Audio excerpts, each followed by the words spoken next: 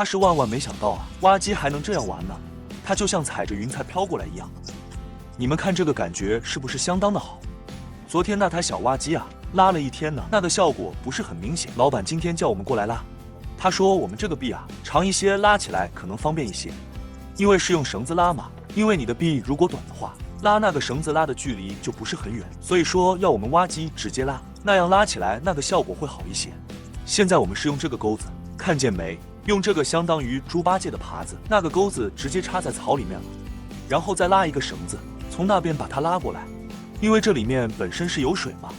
这个草啊就是浮在上面的，我们用那个叉子插在上面，用绳子一拉，基本上全部可以拉过来。这个草拉到挖机旁边以后啊，我们然后再用挖机啊把这个草甩到这个旁边去，然后把这个草拉完了以后，再把草甩在那个岸上去。因为这个草实在太厚，导致它也养不了鱼。因为草厚的话，鱼呼吸不了，所以说这里面就养不了鱼，而且水质比较差。所以说我们先把水草把它清掉，清掉以后，再把这个下面的稀泥巴也把它甩上去。甩上去以后，这个塘也相当好了。现在只剩这后面这一点点了，因为前面藕那个地方拉不动的，已经没水了。所以说没有水的情况下是拉不动。现在我们就把这一点点先把它甩上去吧，到时候藕的那个地方就人工去把它清掉。算了吧，因为我们挖机再爬过去吧，成本有点大，搞2个人呢，可能1天就搞了。现在这个草已经全部甩到这个岸上来了，基本上下面已经甩空了。现在我们把这个草全部甩到田上面去，然后上面有台小挖机，再往后面转。这个草必须要甩在上面，让它晒干，晒干后才能把它清除。要不然有水的情况下，这个草的繁殖力还是相当好的，必须让它多晒太阳。这个草都晒得快没有了，那边的草已经甩完了，现在我们就把这边的草也要往那边甩，因为这旁边不能堆，只有那边那个地方可以堆草，因为旁边是一个养乌龟的塘，老板不让我们这边堆，所以说现在我们就把这个草啊转到那边去啊，再全部清上去。这个草基本上已经清得干净了。现在我们就把挖机开到前面去，把前面的泥巴把它甩掉。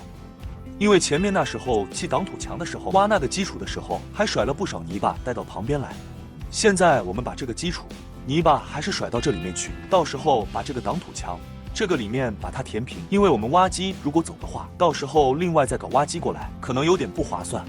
老板说待会一次性把它带出来，因为这个挡墙我不是蛮好填，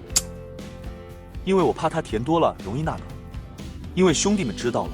所以说我们就不说了。现在我们这个地方已经清得差不多了，现在我们把挖机开到最前面去，从最前面把那个稀泥巴全部清过来，这样子啊，这个塘就相当于是完事了。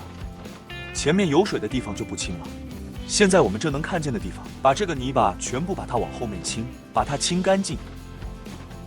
这个最当头这个地方以前是别人的菜土啊，现在我们要搞点泥巴上去，让别人再种下菜。以前挖这个基础的时候，把别人的菜土挖了一部分，现在我们把这个地方还是稍微跟别人填一下，到时候可以种一点点菜嘛。好了，兄弟们，这个泥巴全部已经甩完了，现在只剩表面的一点泥巴，我们把它扫平，因为我们挖的时候有印子嘛，我们用斗背啊把它扫一扫。现在这个塘看起来真正的是一个塘啊，看看这个还是蛮大的。你们仔细看看哪里有不对的地方，这个地方我不能说，但是看你们能不能发现这个地方不对。